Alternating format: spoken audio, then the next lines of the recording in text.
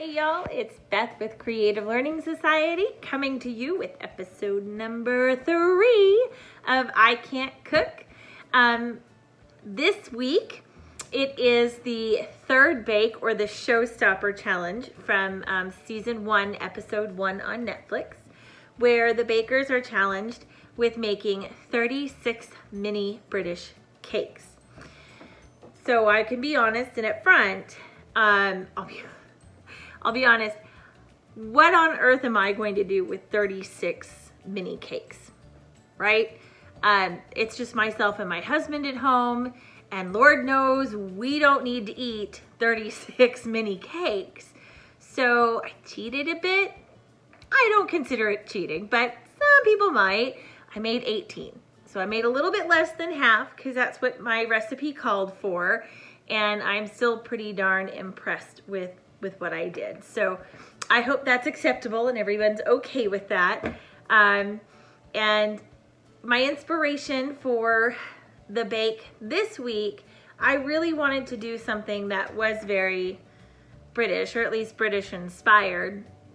So I went to my favorite inspiration spot, which honestly, it's Pinterest. I love going on Pinterest to find new and exciting stuff. So I will put the link to that recipe on the video. But what's great about this recipe is it is a black tea cake with a honey buttercream.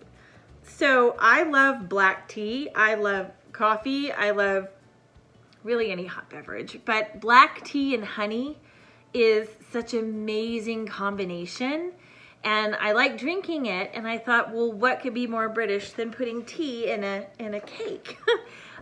So we have an authentic black tea mini British cake with a honey buttercream icing.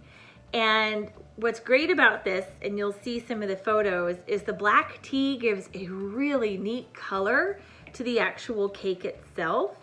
And you can taste it when you actually eat the cake. You can actually taste the black tea in there.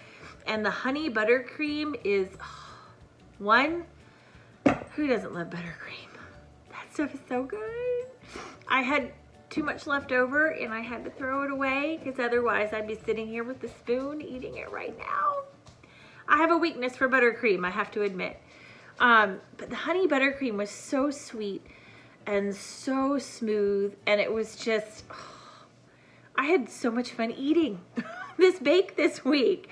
But I hope you guys enjoy. This week I did a collage of photos for the video with a few instructions telling you what I did along the way. A couple of things I took away from this week, from this challenge, honestly, was number 1, the cupcake tins. I stole an idea that I saw from the bakers on the Great British Baking Show, which is I took parchment paper and I made little strips and crosses in the actual tin so that when I needed to pull my cakes out, I would be able to just pop them out of the muffin tin and I wouldn't have to use a knife or anything to get them to come out.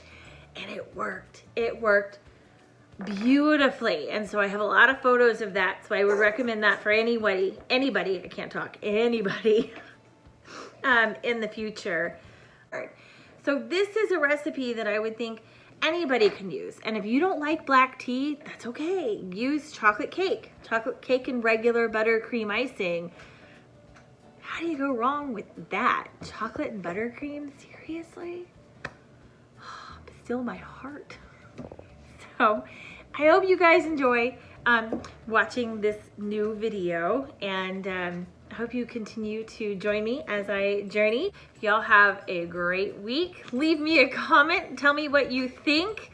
Love it or hate it, or advice on where I could buy an actual mini cake tin. I'll take it. And I'll see y'all soon. Thank you so much.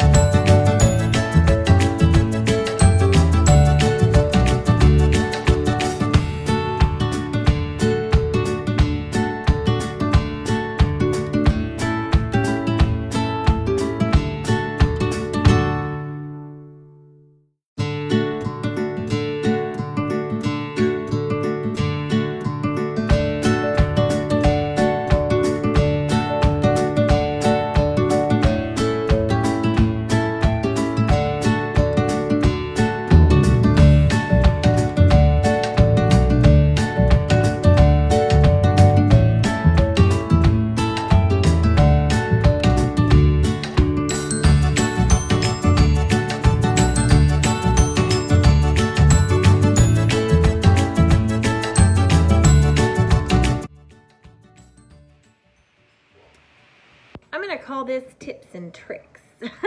Things that I've learned during the bake and some things I wanna share with you that might help you when you try this or you try making something in the future. One of the things that I learned actually a couple of years ago is buttercream. I've made buttercream icing before, but if you've ever made buttercream and if you make it too quickly or if you whip everything up together at once, you may notice that your buttercream actually has a slight yellow butter tinge to it unless you're coloring it with a food coloring. One of the things I learned on Pinterest, gotta love Pinterest, but one of the things I learned on Pinterest years ago was when you're making buttercream, one, the butter absolutely has to be at room temperature, and start by whipping that first. And when you put your powdered sugar in, I hope you guys enjoyed the slow-mo powdered sugar, the gratuitous slow-mo that I added to the video. But when you put your powdered sugar in, you do it literally 1 scoop at a time. So if you have 2.5 cups of powdered sugar, it does take a while to incorporate it all into your buttercream.